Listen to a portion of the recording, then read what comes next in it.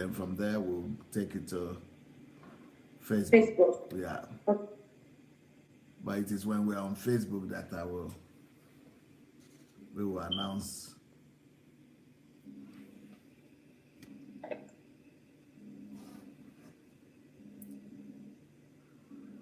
So you did finish reading the book, huh? I did. For in 3 years, my first book in 3 years. Beautiful, beautiful. After Eli, I couldn't read. I didn't do anything. But Yeah, because that is the challenge of childbearing. yeah, Yes, childbearing is a big challenge because it disorganizes you completely. and to know that in my culture, that's what they honor most.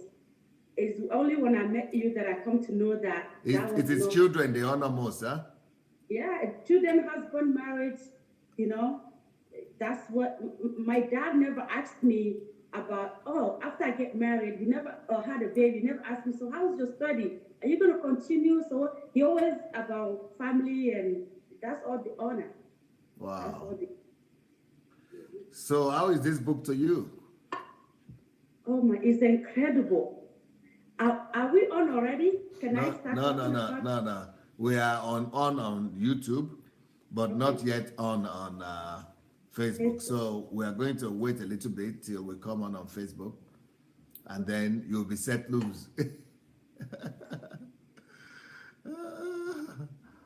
Yeah, it's like, and I think you've been looking forward to this, huh? Or not? I won't be moving like this when we start. Yes, I've been looking forward to this. Yes, because it's like I wanted to challenge myself also to read. So because I knew I have this book review, no matter how busy my life gets, I'm like I still put time to read some pages and to read and read and read, until I finish the book. So I'm really excited. Excellent, excellent. Well, that's one of, at least going by the testimonies of people who have been reading my books, um, they think that that's one of the greatest things that has happened to them in their lives. I think also that this book, but Pastor Sunday, I mean, all your books need to be read in all schools in Africa. That's what I think. All your books, like we need to find a way to put them in schools in Africa, especially this book, the 70 to self-fulfillment. We need to figure out a way how to put it, especially for girl club or something in school at an earlier age, at least from 12 years old, they need to read this book. Mm-hmm. 12, 15, like teenager years, they need to read this book.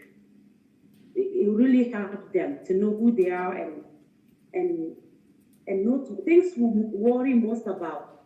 You know, it's not what we're supposed to be worrying about. You know? So if Yeah, the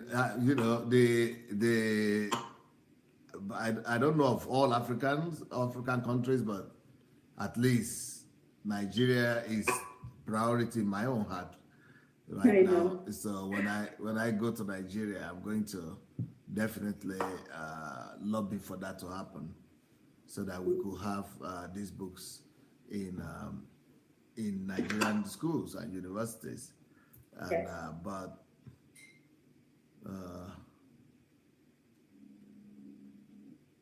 But we will see. Hmm? I hope God will help us. I believe God will help us. God is with us. Yeah. God is with But reading this. concerning other countries, everybody, like you are from your country, you've got to lobby for it to become a possibility in your country. Yes, And then, absolutely. yes, Absolutely. yes. Okay, let me see if we have people on Facebook already. Yes, I have thoughtful writer here. Thoughtful writer, uh, Abraham Haruna is here. Rochelle White, Flexito Francis, Innocent Magaji. Oh, by the way, Innocent Magaji, we are going to be having the second round of the atheistic discussion with him tomorrow. So uh, Okay. discussion with an atheist or agnostics. So then we have star like Adindu, Mashu Esong, Samson Dewan, Olufemi Oshikoya is here, Rachel Yemi Plutonic, Cordelia, Nosa Favor, Benjamin, Divine Grace. Well, welcome everybody. Okay, let me present to you what we are doing today, everybody. Today I'm having a guest, one of my very, very passionate disciples, one of my most committed followers on Facebook. And yeah, I don't know what time it is now in her place, but she's from Maryland. And so I think it should be in the morning. Is it in the morning your place still? It's 12 p.m. 12 p.m. Okay. So this is Aicha Abdoulaye. Aicha, how could Aicha Abdoulaye be a Christian? How come? Where are you coming from? That sounds like Arabic? Tell us your story before we get to the book. Okay. My name is Aicha Abdoulaye. I'm from Niger. I can say I'm from Africa in general because my dad from Niger is Hausa. My mom from Ivory Coast, but my dad's mom from Nigeria. She's from Ibadan. She's Yoruba. So, I can say that I'm African. So, and yes, my name is Arabic. My dad is Muslim. My entire family is Muslim. But I become born again Christian when I. You say your mom is from Ivory Coast? Yes, my mom is half Ivory Coast, half Togo. Yes, my mom is mixed. Yes. So when people ask me, "What are you?" So from? you have many countries in you. You have Yes. Niger, you have Nigeria, you have Togo and Ivory Coast. So why did you Yes. choose to? Why is it that Niger is the only country you take? Because Nigeria allows for double citizenship. Because that's where I grew up and that's where my dad from. Usually in my dad culture, you go from where your dad from, not where your mom comes from. So but I relate with a lot of Africans. When I go with Nigerians, people think I'm Nigerian. When I go with Ivory Coast people, they think I'm from Ivory Coast. I relate with all African people. I'm African. And then your husband is from Ghana. My husband is from Ghana.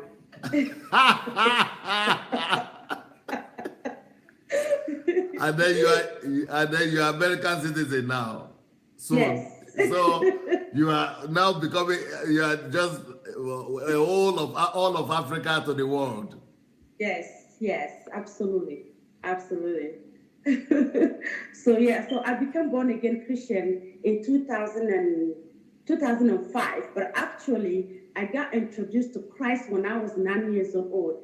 I have a neighbor in Niger that was a Catholic. So when they go to Catholic, they have some things they do in Catholic church on Wednesday evening. I follow her to their church over there, but I never get a chance to go to church. But when I came to US, that's where my roommates introduced me to church. So I started going to church. So I became born again in 2007 in US. So yes, that's why my name is in the Arabic, yes. Just a minute, I'm going to greet people from YouTube. Okay, we have Adeshola here. She's saying hi to you, by the way. Hi, Adeshola. Then we have Babajide, we have Nike. Yeah, so okay, here we go. Now, you used to be a Muslim. That is Yes. when you were in Africa. I used to be a Muslim. It's very funny because when I was in Africa and I was Muslim, I was such a headache to my parents. I was headache to my dad because when they wake me up in the morning to pray, I would never be able to. They wake you up at 5 in the morning to pray, and I would go pretend like I'm praying. I would lay down sleeping because I didn't understand why I have to do like what they are doing. But because I have to identify myself like being a Muslim, so I was just following whatever they're doing. Yes. So Muslim to you was more cultural thing, or it was serious thing? It was cultural to me. You didn't understand Islam? I didn't really read the Quran. I never get to read the Quran, but I just know the basic things, how to pray. And also, I left home very early. I left when I was 17, so that also really helped me. So I left home. But your dad is more a serious Muslim? No, my dad is not a serious Muslim, but my mom is a serious Muslim. And my dad, works with a lot of white people. He's how do you call topograph in English? By the way, people forgive me. I'm French speaking. I'm trying my best to speak in English, so forgive me when I can't get some words in English. Contractor? So, he was a contractor? So my dad is a contractor, and he worked with a big company. Contractor. He worked with the big companies in Niger, which people were coming from France, Europe, and Australia to work with him. So he mingled most with the white people. He was Muslim, but I can say no, like serious Muslim. Let me ask you a question. Maybe you will not be able to answer this question for me, but I want you to answer it sincerely. Yes, of course. What do you think, and what do Muslim women think when they hear about what is written in the Quran, that when men get to heaven and they get to kill themselves, maybe through jihad, that they are going to get women as their prize, as their trophy? Is it how many women? 200 women, 99 women, or 200 women, or something? So this to tell you that I'm really not a good Muslim. I never heard this. This is my first time in my life hearing what you just said. I know that people die when people do jihad and they die. They think they're going to heaven. I didn't know they was going to heaven for women. Yeah, they are going to.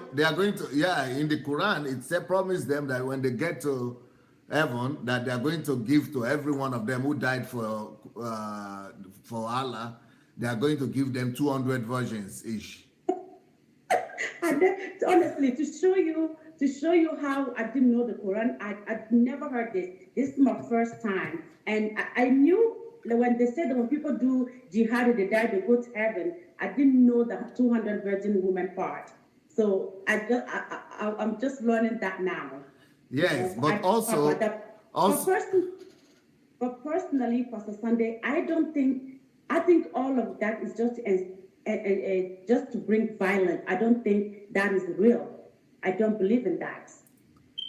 Well, what about because I'm studying Islam right now, and soon and very soon I'm going to do a series, a program, a long series like I'm doing right now here.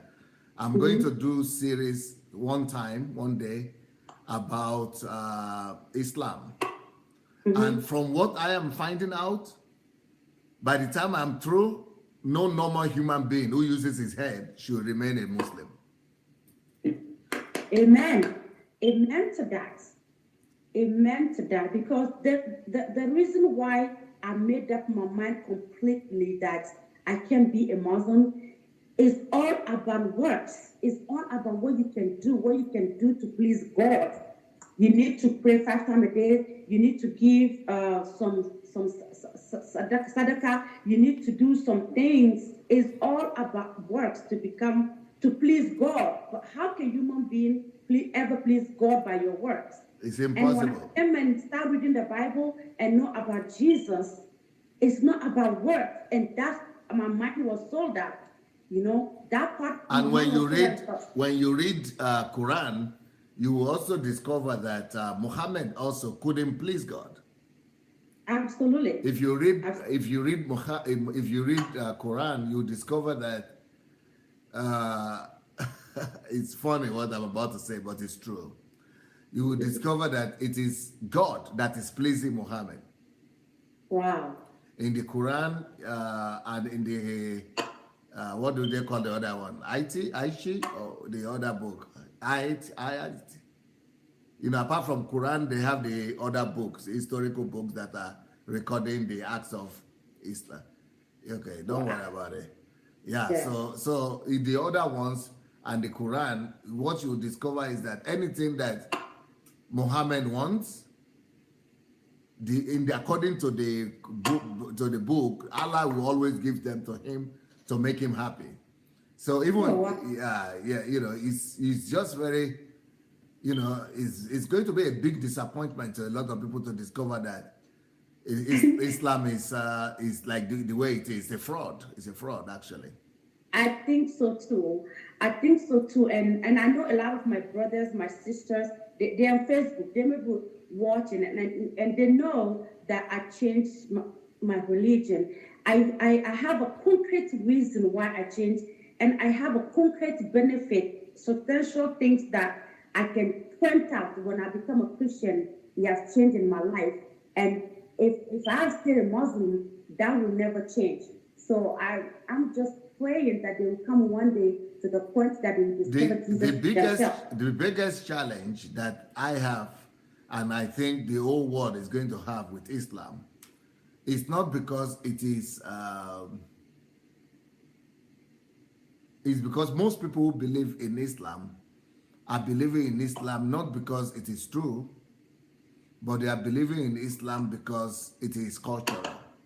Absolutely. And that is the biggest problem, because to them now, even if they see some doubts in the religion, for them to deny the religion and to deny the Christian Muslim faith is almost identical to denying themselves.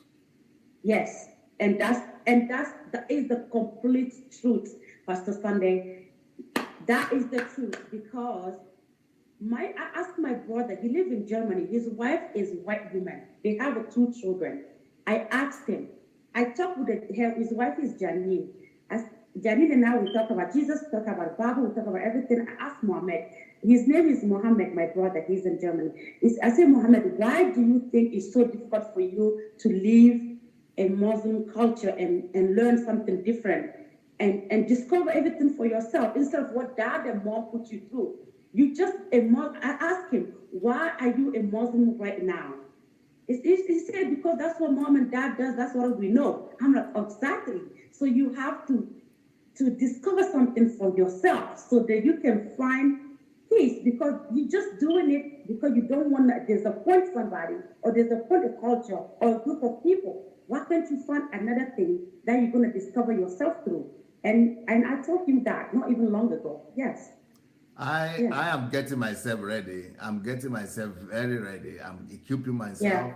I kept it wait. I will invite. I have a 25 brothers and sisters. 25, Pastor Sunday. 20. My dad have a 4 wives, and he had a lot of kids. So I'm gonna invite all of them to watch it. So yeah. Yeah, I'm not going to be in a hurry because I don't want to touch that topic yet so that people don't politicize it. In Absolutely. Nigeria, we have a lot of Muslims and very good people. And but if I begin to talk about it, first of all, I don't like the way Nigerians are handling the Christians are handling the Muslim question. The Nigerian Christians are being reactionary about it. And what they are doing is they are trying to think that all Muslims are jihadists and terrorists, and that is the wrong approach. I actually have somebody in school that asked me that question.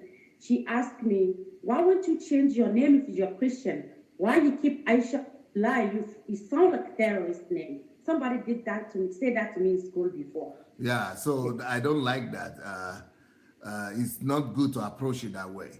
So I don't, right now, the Christians actually think that I am an agent for the Islamic people. I heard that. I heard that online, but they just don't know. They don't know the truth. They don't know what you know and what you have seen. Yes. They know. If they can know the truth and feel the truth, like you have seen it and know it, they will understand that you are not on anybody's side, but you are God's side. And then you are not like a Christian or Muslim. You are a universal person. Yeah, because they don't know that even though I know a lot of truth about Muslims, like I said, that if they know what I know, no right-minded Muslim will remain a Muslim anymore. But Absolutely. I am not in a hurry to come and reveal to them what I know, because you don't do that. You don't use knowledge to captivate people and to subjugate people under you. The only force that is capable of submitting people is the force of love, or the force of power, force, fear. But we don't use the power of force. We don't use the power of fear. So I don't want to use the power of wisdom or knowledge too to subjugate people. I don't want to subjugate anybody. I want to use the power of love to touch and appeal to people. I want love to go ahead of knowledge. I want love to go ahead of wisdom. I want love to go ahead of, so I want to wait till a time when they will be in the position to listen, when I have to express to them my love first, to convince them of my love before I will ask them to listen to me. And I think that's absolutely great approach, because I know for sure, and I know for the little experience I have in my 32 years of life, I know that there's nothing love cannot do, because I experienced that. There's nothing, absolutely nothing love cannot do. So I truly, truly believe that would be the right approach. Yes. And I'm not just agreeing with you. I'm agreeing with you because I know what love, the power of love, and what love can do to people. Yes. All right. So what happened when you discovered DSA? You've been a Christian before, for a number of years before you discover our platform. I discovered your platform last year, end of September 2017, that because God really wants to set me free. I can tell you, DSA, that I'm really, you know how Anastasia said that I have a daddy God, and I feel like I'm his daughter. Like God really loved me, and He wanted me, because I nearly went back to being a Muslim, and God said, "No, Aicha, you can't go back." Because of the bad experiences in the churches? Bad experience in the churches. And it was a point where last year in September, it was end of September, where I come across your message. I think somebody shared your message, and I come across it on my Facebook page. It was about tithing. And at that moment, my husband and I, we were fighting, because I was telling him we started a business, we moved to new home, we had a baby, and we are trying to put things together. But the pressure in our church about tithing, if you don't tithe, they talk about you, they say things about you. The woman that counts the money in the church will tell other people, oh, this family don't pay tithe, or they pay this amount of money. And I'll feel so bad, and I'll come home, I'll tell my husband, even if it's your last, use it to pay the tithe, because I don't want people to talk about me. And all of that. And my husband said, Aicha, are you crazy? Are you blind? These people are brainwashing you. I'm like, no. Because my husband was adopted before. I think his background is because he's mixed. My husband is mixed, white with the African. So he kind of know that wasn't right what they were doing. But I didn't see it that way. I can even tell DSA that when I come across of that message on tithe, it really changed my marriage, because we were intentional. I'm like, I'm going to divorce you or leave you if you're not listening to me, because I have to do what pastor said. It's always about what pastor said, pastor vision, So when I come across that day, he wasn't home. He was in Boston somewhere. I called him. I said, Eugene, you were so right. Come see, there's somebody online from DSA. He's from Nigeria and he's African. He's African pastor. He said that tithe is not obligatory. We don't have to pay if we don't have. And he said, Aicha, I've been telling you this. All this no. I think you should listen to that man. You should listen to DSA. You should. And I'm like, oh yes, I'm gonna. And then since then, I never stopped listening to you, DSA. I never missed a show since September. I don't have time. I have to work, school, Eli, and everything. But I'm always trying to listen to your message and even if I'm at work, I have an earphone on my phone. I have to listen every single day. So I'm absolutely so grateful, because if it's not for you and your teaching, I would not discover Daddy God. I would not have a personal relationship with Him. I would just be a church goer. So I am incredibly grateful for you. So grateful for your teaching and what you take the step to do for African people. And I know it's not just me. There's so many people out there that were struggling. I nearly left church to become a Muslim because there was so much drama. I see people act certain way in church, and then they act different outside the church. And as soon as they're in the church, they are wholly down. And like, how can the pastor cannot see that? If you're really a pastor and God speaks to you, how can you not see these things? You know, so I'm so grateful for that part. Like when I met you and met the platform, it completely changed my life. I am not the same person anymore. You know, I am not the same person. I'm really grateful, yes, for that. Thank you so much. Why did you decide to read this book, particular book? Is it the first book you are reading from me? And I just wonder why that particular book you're reading. Oh, I first start with who am I and why am I here? Yes. And the middle, and I was talking to Julie, I think, and I was telling Julie how slow read I am, how after 3 years I haven't read a book, and Julie gave me a list of books to read, and that book was part of it. And the reason why I choose this book, because I know. Do you have it? Do you have it physically or electronically? I have in Kindle Unlimited on my device. Okay, good. Yes. So I know something about fulfillment because when I was back home, when I was 16 years old, I was forced into marriage. I was married to this rich guy. I was the fourth wife. I had everything I needed. Money. At what age? I was 16 and a half. You know, almost 17. I was 16. So you are forced to be the fourth wife. Fourth. Yes, fourth. And he had financially stable. It's not like my father needed money or anything, but just the fact that I was that kind of girl that they said, don't wear jeans. I wear jeans outside. Don't go out. I go out. So the fear of me getting pregnant in a Muslim culture, when you get pregnant before you get married, is such a disgrace to family. So for them, the fear of me not listening to their culture and religion things. They were scared that I'm going to bring early pregnancy at home. So I have to get married. So even if that happened, it's not a problem. But they didn't know what was waiting for them. So how did you escape that marriage? Oh, well, I did escape. So the first wife of the guy knew that I was so young, I didn't want it. I told her that I don't want to stay. How old was the guy?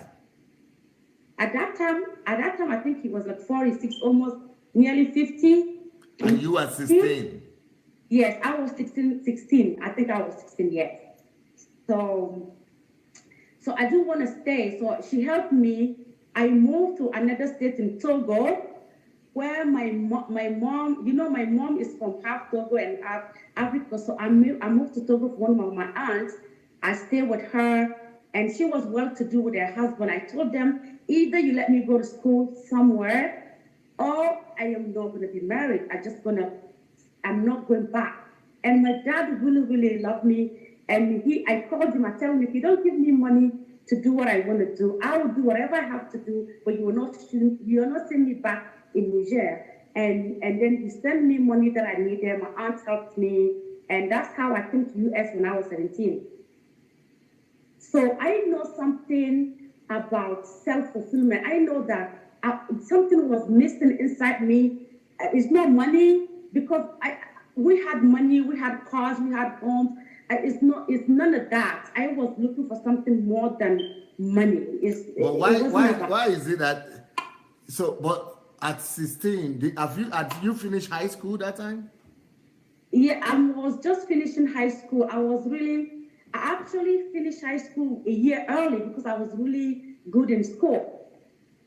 You know, I was really good in school. So I actually just finished school. And I have a video. One day, I have a tape for that wedding. And that saved me, because when I came to US, a lot of people were telling me, oh, Aisha, you need to get married because you come with a student visa slash visitor visa, so you can have your papers. So you need to get married for somebody, ask dad to send you money, get married, pay the person so you can get paper. I'm like, are you guys out of your mind? I'm running from forced marriage. You guys want me to get married to another person to pay him so I can get my papers? I'm not doing that. So that's why I waited 7 years before I start, and I used my truth. What I was just telling you, I used that to tell immigration get my asylum because there were organizations that were helping young girls that flee such a things in U.S. I didn't even know. I knew it after 7 years, and after that 7 years, I got to find somebody that listened to my story and tell my story to immigration, and I had my status in U.S. like that by the truth. So I knew something So about how long were you married for? a month. A month. A month. Exact month I left. A month. Yes. Did it pay? Did It it pay? was the most hardest month of my life. Not just that month, even the marriage, the everything, it was the hardest time of my life. Like I felt like I was in jail. I felt like I was choking for those times. Yeah.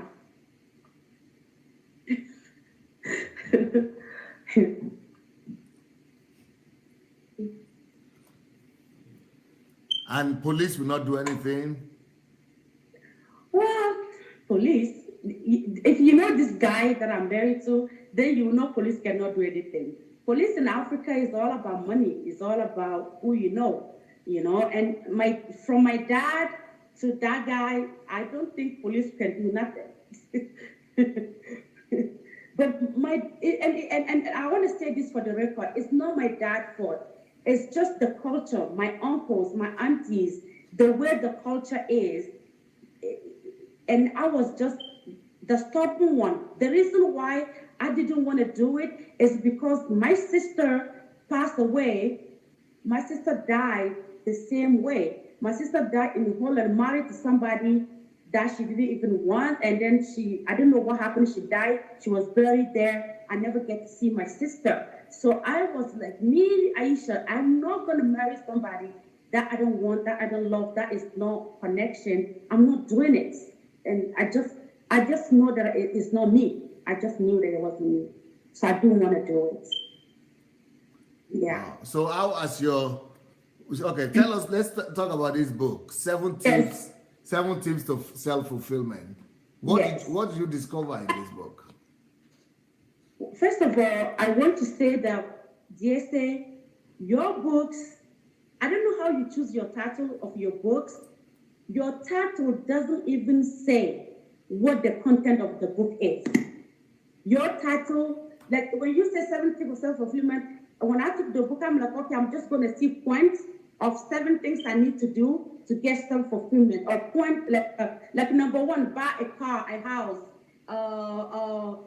Do this and do that. Like what the world believe that the things you need to get fulfilled. I thought that that's what was in the book. But when I opened the book, it's like a different things. I learned so many things. Like the book, first of all, if you don't appreciate yourself, if you don't know how to love yourself, or you have even self-esteem issues, the book will, even the first paragraph will teach you how to love yourself, because it just tells you that you are a champion for even being alive, being you. Let's say me, Aisha, I am so lucky to be alive because even the conception of it, from the time my mom conceived me and giving birth to me, I have to fight battles before I get here. So for me, that book will give you self-esteem. It will point you that you are not here for nothing. You are here for a reason, So I love that part. That's just the first chapter, So I love that part of the book. How do you think that this book will change the life of people who are ready? This book will change the life of people because, number one, everything that people care about, especially Africans, all the things that we care about, like comparing ourselves to others. You know, a lot of Africans, when I come to US, I realize that a lot of Africans, they even compete with each other. They compare themselves with each other. If one is doing IT, oh, he's doing IT, he's making so much money. So even the person is doing something that maybe they're supposed to be doing, they would just leave it and start doing IT. I met so many people that were doing that. And myself personally, I used to compare myself to others. I'm like, oh, I've been here 7 years, I didn't have paper, but I don't want to do what other people were doing. So it was just like that, constantly compare yourself to others. You won't do that anymore because you will know that you are special, you are unique, and you come here with a special anointing, a special and unique assignment to do for the world. So you won't need to compare yourself to nobody. You will know that you were born a champion. You don't have to compare yourself. It will give you the courage. This one book, if every African can read this book, it will take you through even your life. This one life. Book. Say that again. Just this book, just this one book. Just this one book. Because in this one book, the book will teach you how to have tenacity in life, to not give up in things you do in life, no matter what it is. Okay, let's talk about right now as we speak, Pastor Sunday. There will be in Nigeria right now. There's so many people in Africa sitting in the churches because they're going through crisis or they're going through some out of heartache. So they think that they should pray and shake and cast out the devil, not to have those tragedies. But in this book, you will learn that your tragedies and crises are not a problem. They are like livestock, and they are like something to form you for a greater future, something to open your mind, something to form your character as a human being. So I am just like my there's a chapter in the book that is called "Crisis is not traffic." Crisis is not a tragedy; they are only traffic lights. Absolutely, yes. So when I read that part, I kind of believe, and then they say, let me mention this. The reason why I really believe what you write, and when I was reading this book, I completely relate, and I completely know. And the reason why even I listen to all your series and follow you, because personally, I've been through some things, right? And I experienced certain things that when I read your book, it reconciled with me and I had a result. You know, I've been through a lot of tragedies when I came here. You know, I've been through some things, but because I didn't give up, today I can say that I'm okay. I didn't die, and nothing happened to me. You know, so I completely agree with everything you say in the book and everything you mentioned in the book. You know, so I learned so much for reading this book that I haven't learned my entire life. I learned so much in this book. I've learned. The churches don't teach you things you write in this book, you know. The churches don't teach you those things. The churches tells you, come to church and pray 9 to evening when you have a problem or when you don't have problems happen to you. They don't tell you the problems. Those are what form your character. And when you go through one obstacle after another, you become a stronger person to affront life, you know. So I know exactly that this book is what I needed, you know, to move on in the next stage of my life. So if I ask you for 10 lessons that you learned from this book, what would they be? Okay. Number one, I learned that I am born a champion, and I am not just any kind of person. I am born as an entity, as a person, because God wants me to be the way I am, the way I'm created, the way I am, everything that I am. God created me like that for purpose. Number two, I know also that being in the United States, I'm not gonna just work forever for jobs. You know, I'm working I have to work towards finding my purpose and my calling in life so that I can passionately do it.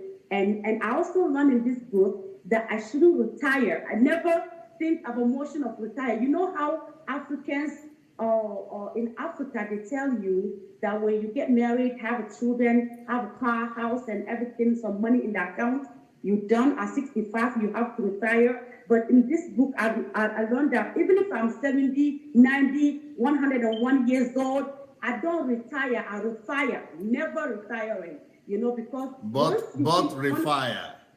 yes, don't retire but refire. So and once you finish one obstacle, you have to use that to create a product or something to help others. It's not the time to lay down and put your feet up that, okay, I've arrived. There's no such a thing in life like you have arrived. And number four, I know also that I have a unique assignment to do. Like I come here for unique assignment, I have to find that purpose, that assignment, and go for it. I also, there's a chapter in the book where you give an example of not giving up on your dream of this movie actor of Stallone, Sylvester Stallone. Sylvester. That, yes, Sylvester Stallone. He have an ambition and he have a dream, and then he, because he see his goal and his ambition so clearly, he didn't give up. He didn't give up. He pursue. In this book, you will learn to pursue your dream.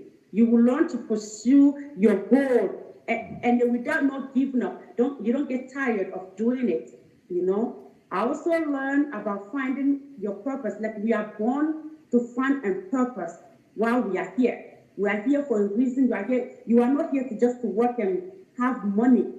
And I also learned in this book, I learned so many things. I can go on until tomorrow. I also learned that I'm not here to work for money, but I'm here to work for assignment, for life, to be service to people. I learned also that. Beautiful. Now, you are saying that you would like this book to be given to everybody in the school system, in high school. Yeah. Yes. Especially young. Yeah. What do you think this book could give them, could do to them? Oh my God. When it comes to young, okay, I remember when I was in high school, like age of 14 or 13, all girls do is imitate okay, let's say that I don't have a character of cheating or stealing or smoking or doing all those things that teenager girls do. But when you see other friends do, because you compare yourself to them, you will just pick up those bad habits that they do. So if a young girl reads this book, she will know that I don't have to pick up any bad habit for anybody. I am unique. I am enough. I am good enough to go on with my life as the way I am. I don't have to compare myself to others. I don't have to imitate anybody. I have to focus for who I am in life, I have to focus for the specific and unique assignment that God gave me. And people will not give up in their dreams and their visions that they have because of other people pressure. Like a peer pressure from outside will not be a huge thing for them. So that's why, and if kids know this from the beginning of their life, when they are young, they will carry it until when they grow up. They don't have to worry about anything. Yeah. Beautiful. So there are a lot of things in this book that I would like to talk to you about. One of it is the fact that no matter what you attain or what you have achieved, that you shouldn't rest on your laurels. Yes, absolutely. So how is that helping you? Oh my God, that really helped me because, I work with the workforce here in the U.S. And in the U.S., when you start work, the first day you start work, when you are finishing your paperwork, what they plan for you, they tell you that you need to apply for your 401k, you need to apply for things to retire, things that you need to retire. So for me personally, I know that, first of all, I don't have to retire. And I know also that I don't have to, like every breakthrough I will have is a stumbling block for me to help somebody else. You have to keep going. You have to be a chain. Like I cannot rest. Like, okay, I've arrived. When my neighbor or in Niger, there's a little girl over there being forced to marriage, where I can help that girl to not do that and to not accept that. So for me, I know that even though I overcome my obstacle, my problems, I've done what I'm supposed to do, I know that I still have a lot of work to do. And by the grace of God, knowing your teachings, I know that I will get there. I will help a lot of people in my life. What's your dream about Niger? Honestly, to be honest, my number one dream, if Niger can just stop being a Muslim and stop being a Muslim continent, a religious continent, and just be a free nation, I will be so happy. Because when we take that out of them, is incredible people, good people, loving people, and But being Muslim doesn't mean they're bad. yes, I know. That's what I just said. I was just saying that they are good, loving people, but the religion just have a stumble. It blocks certain things. Being It religious limits blocks them. certain. It limits them. It limits them. So if we can only take that out, that would be incredibly good. My dream, and then my dream to Niger is to stop thinking the marriage is the end of everything. Like being the young girls, like there's a kid even getting married at the age of 9 years old in Niger. There's a states in Niger, there's a places in Niger where they have 11 years old, 9 years old, 10-year-old girl being married. If that can only, I know one day I can be able to stop that. Let me not just say if that can stop. That will stop in my lifetime by the grace of God. I want to stop that. I want to empower young girls. If a woman, let's say that every young girl in Nigeria read this book, they will know that they don't have to settle for anything. They will see that they are special, they are unique, they have assignments, they have a purpose and calling, not only being married and having kids. That is success. There's more to life than that. Yeah, because there is a chapter in the book that says you are greater than who you are Absolutely. right now. Absolutely. So this book will Absolutely. help everyone to know that they could actually become greater, and they are already greater inside of them. Yes, yes, yes. That I read that part. that when I was reading that part, actually, I was going through little challenge. It was with my son. So when I read that, and I looked at my son in his eye, and I told him, Eli, you are greater than what is happening to you right now. So don't worry, you're gonna be fine. So it's just incredibly amazing. I was even telling somebody, I was talking to somebody this morning. I was telling him, I said, you know what? If I can get GSA, I can get my son to read GSA books by the time he's 20, to read all the 300 books alone. Even if he doesn't graduate college, I'm telling you, I'm so content that he will come out strong in life. He will be fine. So I'm also want to say something. I haven't read the book in 3 years. People, if you are African and you listen to me, I know we have a busy life, and I know African abroad are running left and right, but we can make time to have a book club, to start reading. Because I started working out this January, and when I started going to my gym, I met like four African girls. There's a Honorine, there's Linda, there's Kelsey, there's other girl, and then we were talking, and we're all in the same school, but I didn't know that we're in the same school. And then we're talking, and I'm like, do you guys read books? They're like, no, we don't read books beside the books that we have to read for school. And like, well, why can't we do a book club? Why can't we start reading? You can come to my house. My house is open. You can come to my house. I have plenty of books that we can read, so we can enlighten our mind.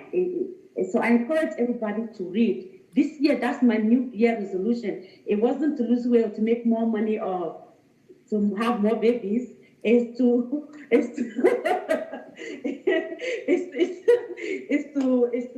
read more books. To read more books, and Yeah, especially read if you want to books. become if you want to set up a book club, that means you can actually become a distributor. Apply Yes, to I'm be a thinking of distributor it. of my books. I've been thinking of that. I was telling you last time I want to order 300 books. He was like, oh my God, I know you read it now. 300 books. I'm like, yes, all of those books are DSA books. He's like, DSA wrote 300 books already? How old is DSA? I'm like, he's 50. You see, you sleeping, you better get up. You better get up. He's like, oh, he was shocked.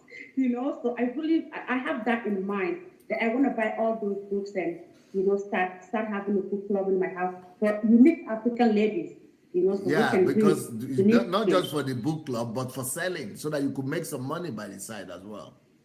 Yeah, that's something I can do that too. I Because can do that too. we give everybody the opportunity to become a distributor of the books, and Hmm? actually sell the books and make money for themselves.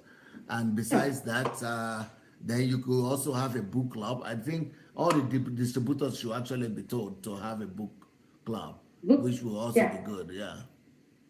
Yeah. And Absolutely. okay, let me tell you a chapter in this book. I want to know how you relate to that.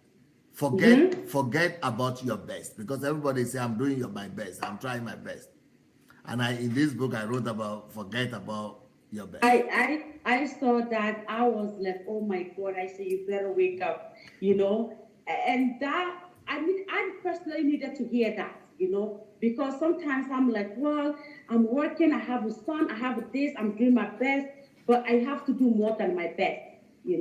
So that's something that I know, that life is not to just come here and relax. Life is working entirely your entire life, and fulfill something greater than yourself. You only think about, I did my best, when you only focus on yourself. But when you are focused on fulfilling a specific assignment and being a service to other, you don't get tired. You don't get tired, and you don't think about, oh, I did my best. So I love that chapter too. It was my favorite, one of my favorite chapters. There is another chapter where I spoke about intuition. You are a lady. I thought you that might be interesting to you. What do you think about that one? Pastor Sunday, What is your intuition telling you? How to no, work with your intuition? Pastor Sunday, to be honest with you, when I was growing up, my dad, and even as I speak to you, if I didn't send Eli and Eugene out, you could have asked my husband, he would tell you. I have a very strong intuition. Like, I was, and then I used to think that something is wrong with me for having that, you know. But when I read that part, I'm like, oh my, and this book really, really boosts my confidence, Pastor Sunday. I'm not gonna lie to you, because I knew that all those things that I was doing and I was up to, I am not crazy, because intuition is everything in life. If we can only listen to ourselves and tune to our intuition, I'm telling you, we won't be fooled by those pastors, those religious cabals. Sometimes we can feel and see and hear more than those religious cabal can. So I love that part of the book too. I mean, the entire book is my favorite. I can keep saying every chapter is my favorite. The entire book is loaded. And this is one book I read. I have other books on my Kindle. I will read little, just the thing, but this year I will focus. I will read every single book by the grace of God. Yes. And also, when I read that part of the book, when I read the intuition part, when I read all the book, I see God speaking to us. Like Pastor Sunday, I see God in your book, because I see like a Bible, but you just try to make it practical for people to use. I see God in every word in that book. I see God in every chapter in that book, because it's just the expectation of God for us. So I am really, really grateful the way you put things together. You use your spirituality, you use God, you use the Bible, but you make it just practical for people, everybody to understand and live by. If anyone can read your book, even if it's one book you read, your life will be transformed. How So has I your am. life changed since you came across DSA? Oh my God, Pastor Sunday, my life has changed like tremendous. Before I come across your platform, I was doing two jobs. I was working somewhere and work somewhere else, because my husband was busy building a business. I'm like, okay, I'm going to do this. But when I started listening to your teachings, I listened to prayer series that really changed my life. I listened to the food series that changed my life. That's on And YouTube. On YouTube, like on on YouTube. YouTube on Sunday, Adelaja official. And when I make look everywhere I go, I have a pen and paper with me. I will tell people, do you know Sunday Adelaja? Okay, he's from Nigeria. You're from Nigeria, right? Check him on YouTube. And I got calls. I have two Facebook page. The other page, I have more followers inside, and I completely forgot the password. But because I want the people that are on that page to know you, I was sleeping, and then the password comes to my mind. I put it in, and the password comes, and I connect. Now I connect my life, your life broadcast, to that page, and a lot of Africans are calling me. Oh my God, who is this guy? How did you come across to him? I'm like, yeah, just keep watching. Go to Sunday Adelaja official, watch the videos, and you won't be deceived anymore. You'll be free from all those things that you do. So how's my life changed, Pastor Sunday? My life changed greatly because I was doing two jobs. I stopped doing the two jobs because I know I'm not supposed to be working for Uncle Sam. So I stopped doing the two jobs. I worked only one job and I worked part-time, because in the mornings I start school. I didn't start school yet. I started September, but I did all the arrangements that I have to do. I know that I have to get knowledge. I know that I have to be service to the world. I'm not here to just work, and live for me and my husband and myself. I'm here to be a service, an assignment. And I know I'm not start living yet until I start living for others. So I am super excited for life. My life has completely changed because even my husband, when he says something that's before, I'm like the perfect African girl. When he says something, I'll be like, okay, yes, yeah. But now I'm like, no.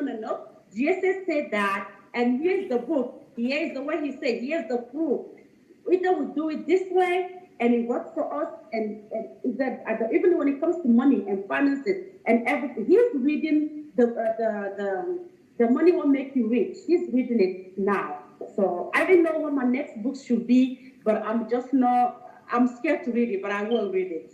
I will read it. Don't work from the start, I know. That's what you want to read, eh? I want to read that, and I want to read how to put core value in children because I have a small child. I really, and when I saw Pearl and your son and what is the other daughter name? Zoe. Yes, Zoe, and I saw the way they're so well behaved. I saw your son how he's so well behaved. I want Eli to be the same way. So all your book about children and parenting, I really want to read it. How to what is that book name? I have it in the Kindle. Let me find. How to build a core value in children. How to build core values in children. Yes, I wanna read that one. Yeah, how to create core value in a child. Yeah. Yeah. So I want to read that next. And I want to read the Law of Difference. I have all of your books in my Kindle Unlimited. I just have to. I want to read. Kindle Unlimited is great because you can have them all for free. Yes.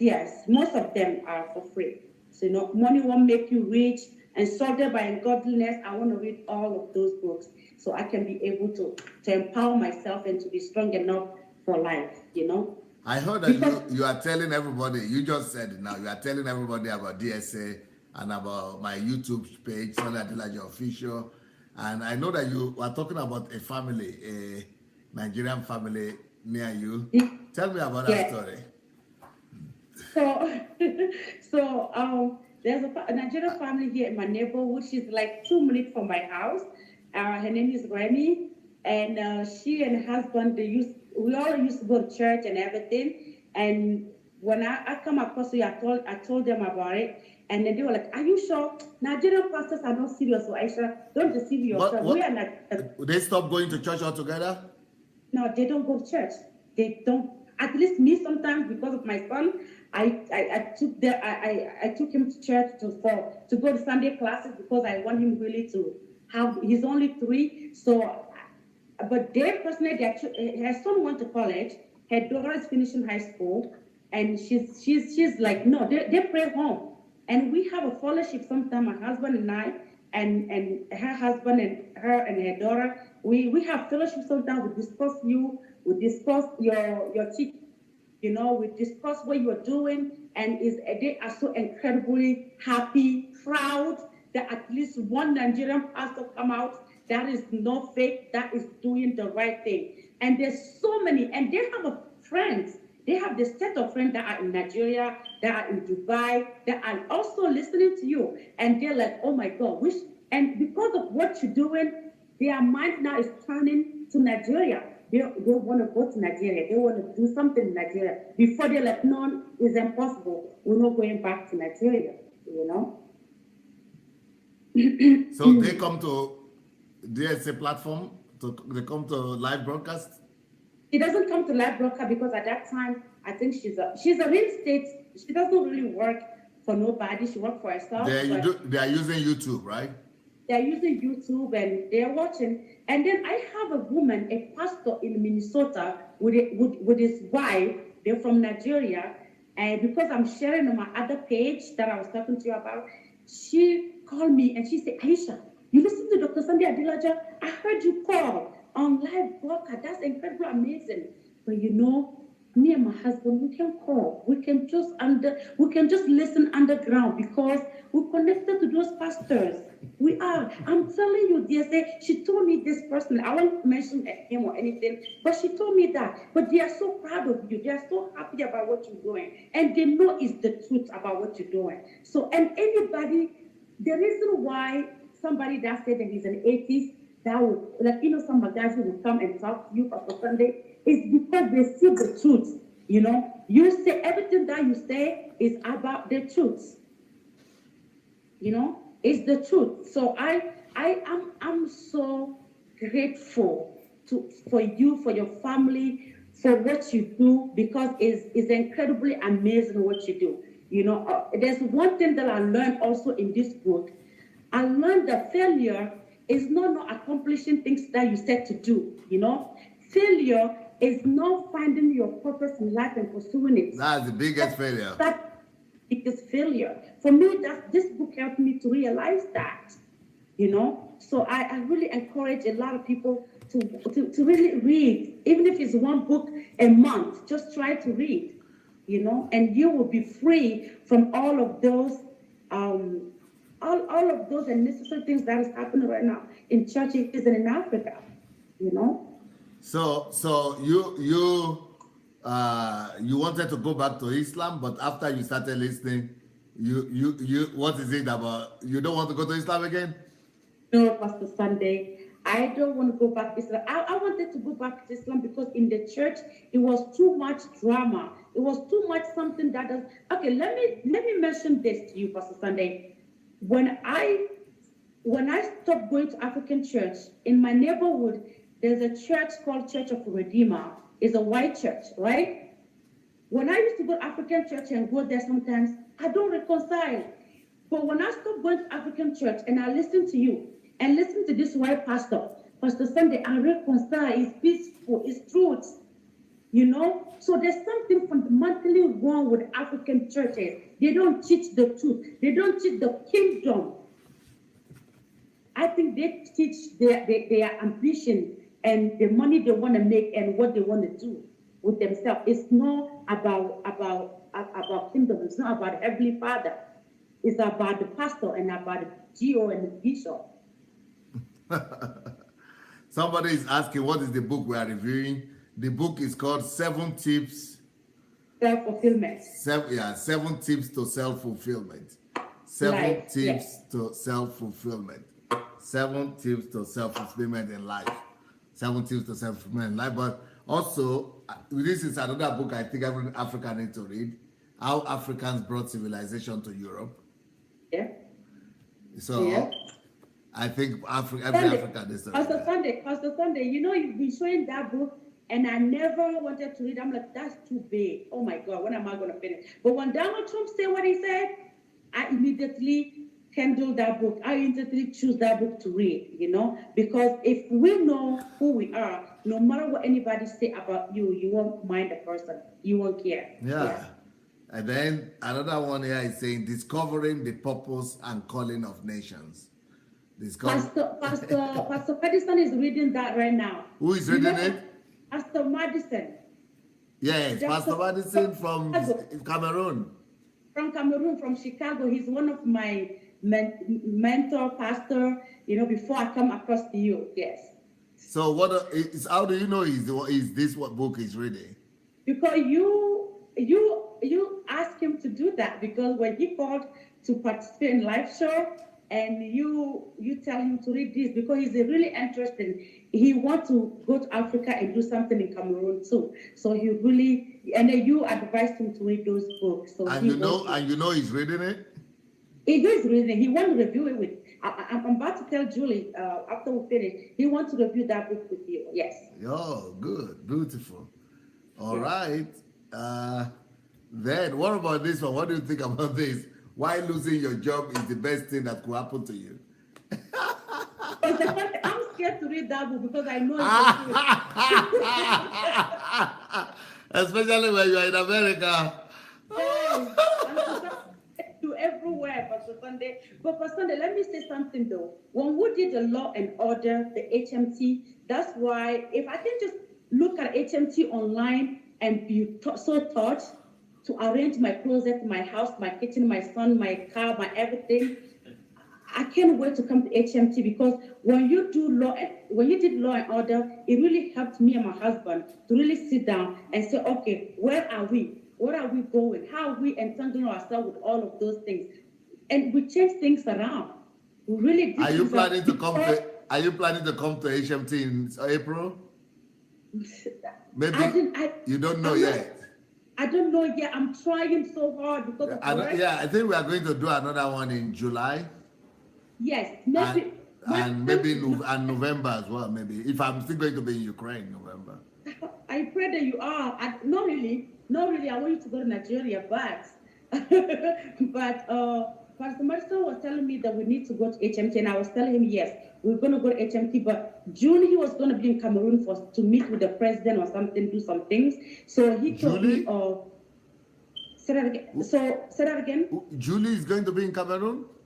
No. In June, Pastor Madison, but he said that if you have something in July, maybe we'll be able to come July 1. Yes. So we're planning, we're really planning. We want to come. My husband never talked to you, but he's really number one of your fan. He wants to come too. Okay, good. What about this book here? Work is better than vacation, labor better than favor. Oh, Pastor Sunday, this book that I'm reviewing right now, the last chapter talk about hard work. How you have to work hard in life. In many of my books, I talk about hard work. Yeah, the last chapter it was talking about hard work. How when you work hard in life, you will know when it's time that okay, I really did my best. Yes, because really work is better than vacation, but unfortunately, many people are looking for vacation. And because the church is telling them, church, yeah.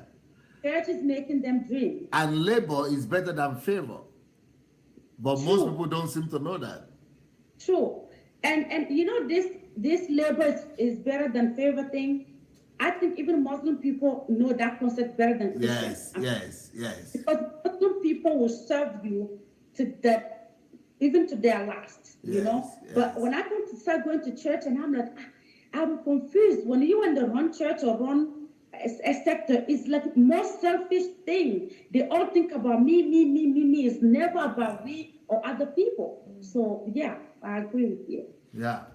What about this one? Don't eat tomorrow's food today. That's exactly what we start and talk about. And let me tell you, the problem with your books is they are connected. If you can read one book, it's easier to read other books and you will just understand. It will make your life better. Because after HMT and after me reading this book, I tell my husband, we don't need all those note cards. The cards that you take on loan and you pay every monthly fee. We return, like I have a work car. It's not like a brand like a Mercedes or BMW, but it's a decent car that does everything that's normal. Insurance, everything is paid. But I was like, Sunday going to church because you want to show off, you have to drive different car. So because we stopped going to African church, we don't really go to African church. We didn't need those things. So we don't even have car on any how do you call it? Any loan anymore. We don't have those cars that good. We don't. We are stopping. You see, I have a work phone and I have my phone. But I'm trying to get rid of my phone and just keep work phone because That's what you need. And if you do those things, you don't eat tomorrow food, because having those things, you are indeed eating tomorrow food. Then I have this one: excellence, the key to elevation. Excellence, your key to elevation, is about Wow. promotion by doing everything the best. If you are the best Wow. in wherever you are, there is no way you will not get promotion in life. That's true. And then, Diligent. yeah, diligence, yeah. Diligent. And then, pastor, face your calling. This is about people saying, just stay in the church, just preach, don't just do this, don't go to politics, don't go to other area. But this one is to let people know that no, we are called to go to every sphere of life. Absolutely. And Pastor Sunday, you are the only pastor that I met that said that. Can you believe that? You're the only pastor that I met that said, you are not called to just sit in the church. You are called to go in the sphere of life and then take God wherever you go. People tell you you can be an actress, you can be a musician, you can be this because you are Christian. That is the wrong thing to do. And a lot of people in Africa sitting in church, even in America, thinking that that's how it's supposed to be. So that's what I can get tired of sharing your messages. I can get tired of sharing your stories, who you are, and what you teach and what you stand for, because it's life changing, Pastor Sunday. And I want to say something. Like, everything you are doing is for purpose, and I feel God really called you to do this. And every time you say God spoke to you, when I read your books, I can see clearly God did indeed speak to you. It's not a joke thing. It's not a fallacy. It's the truth. It's the truth. And I have, I I'm have, so I have I'm another so, one here. It's called How to Win in Life. maybe I need to read that one too. How to win, yes, how to win in life. Yes. Because people wonder, why is it that some people win in life, some people everything works for them, and some people Mm-hmm. nothing works for them? It's because they don't know that there are principles, there are formulas for this. And Mm-hmm. so, so if you want to do your bookshop or not bookshop, book club, Yeah. it's good to also be a distributor. Anybody could apply to be a distributor. And Mm-hmm. like the way to do it, just to write to my blog, to my office, dssbooks@gmail.com. DSS, one word, dssbooks@gmail.com. And yeah, they will be able to buy the book cheaper than on Amazon, and they can also become distributors of the book. But they could also buy the book on Amazon or read the books for free. What people don't know And is that they can read them for free if they are on unlimited. More than yes, about 70% of my books are there for free. So yes, so you know what I'm talking about. You read them for free, right? On yes, yeah, yes. yeah. And yes, yes. Then I have So, another book here. It's called I Am a Person. Am I a Personality? oh, Pastor Sunday, I watch HMT on personalities. Now you know what I'm talking about. Yeah, and I know that for me personally, Pastor Sunday, I think that I was born equipped to be a personality until I come to church. Because Okay. I So remember church reduces people, deprives them. because I That is religion. That's what religion does. Because I remember that when I was a kid and I was in Niger and I was in school, my brother, my sister on Facebook, they can testify this. When I go to schools, like the schools that I go to private school, but around my school, there's other public school where struggling kids cannot eat for when they take a break. It's called recreation. When they take a break, Yes. they can eat. So what I do, I go and I pick up all those kids. I bring them to my dad at home. I ask him to buy food for those. And until today, on my page, there's the people that I helped when I was a kid that telling me, oh, Aisha, do you remember me? You used to bring me to your dad home, and your dad took my family in, and that changed my life. That's why I'll be able to finish my school. And I feel like thank God I met you, because God equipped me since I was a child to care about people, to care about the needs of people, love people. But when I become a Christian, and I thought that should be the thing, but what I saw in church wasn't what I knew. So it kind of makes me forget myself a little bit. But thank God of knowing you, thank God of reading these books and listen to your teachings online. That really is making my true me come back again to myself. So I really appreciate that's why it's important that we actually spread the message and spread the books so that people, especially in Africa, will be set free from the clutches of religion. Yes, Religion has really, both Christian religion and Muslim religion, have really absolutely, done a lot of damage to our people in Africa, and we need absolutely, to set them absolutely. free. Well, That is, before this is the book we are reviewing. This 7 Tips to Self-Fulfillment is the name of the book. 7 Tips to Self-Fulfillment in Life. Before I go, what would you like to tell our friends who are watching? oh my goodness, you are at the right place, you know. Don't let nothing you see, I never Googled GSA personally because I know indeed that everything DSA is saying, because I have some experiences, I match with everything he's saying and doing, that he's the truth. He's the key to liberating Africa and Nigeria. I encourage everyone watching me now, read GSA, at least listen to his statements. Don't just come one time live and judge. Go on Sunday Adelaja official on YouTube. Read, like listen to all those messages. It's gonna change your life. You will never remain the same. You're not gonna be. There's no way you will read even one DSA book and become a mediocre or become a someone that is not gonna succeed in life. So keep listening to DSA. Keep praying for him. Keep sharing the messages, equip yourself with the reading, and let's go and change Nigeria. When Nigeria is changed, I know every African continent, every part of Africa will change. So, DSA, I am super grateful for you. I am grateful for Maiwa, Julie, Dr. Victor, Dr. Anu. They're such, I used to feel like I don't have, even though I have a brothers and sisters, I used to feel alone because I changed my religion, you know. But now I am not alone. DSA family is a true family. I talk to a lot of women that inspire me, encourage me. So just stay close, stay unified, and let's run beyond. Let's stay beyond DSA, and then let's go transform Nigeria. Register for Nigeria transformation. You know, work hard. Don't just dream. Work hard. Don't dream. Work hard. You know. So I'm Thank so you so much, Aisha. Someone is writing here and gave the address how to buy the book. All the 2 addresses you wrote is wrong. DSA Books, no, not DSA Books. DSS Books. This is Eichmann is DSS, and then you wrote the other one, DSS with what do you call it? Apostate, yeah, not without that mark on the S.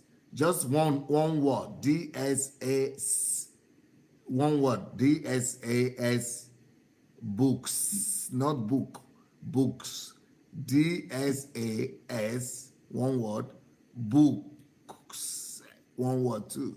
So everything is one word. DSS books, one word. DSS books at gmail.com. Okay, Joseph just wrote it right. What you wrote, Joseph, is not right too. DSS books S at the end. DSS books at gmail.com. No, you wrote it wrong again.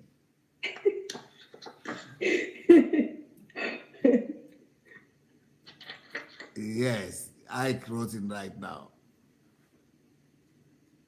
Yes. Yeah, but you could get them on, that is if you want to get them cheaper, or you want to distribute, or you want to buy, something like that. That's when you write to dssbooks at gmail.com. Yes. But if you want to buy them just to read and you cannot wait, you can buy them all on Amazon. If you're in Africa, you can buy them on okadabooks.com, or you could buy them with Chioma. That's a lady in Lagos that is distributing the books. Yes, you wanted to do something, Aicha?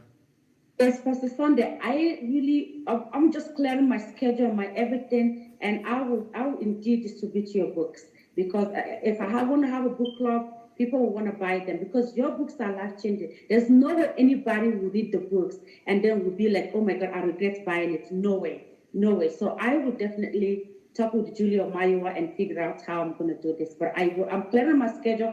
I just don't like to take commitments where I'm not fully invested in it. And I will clear my schedule and I will try. Even if I have to come live anytime and talk about books and sell them, I will do that.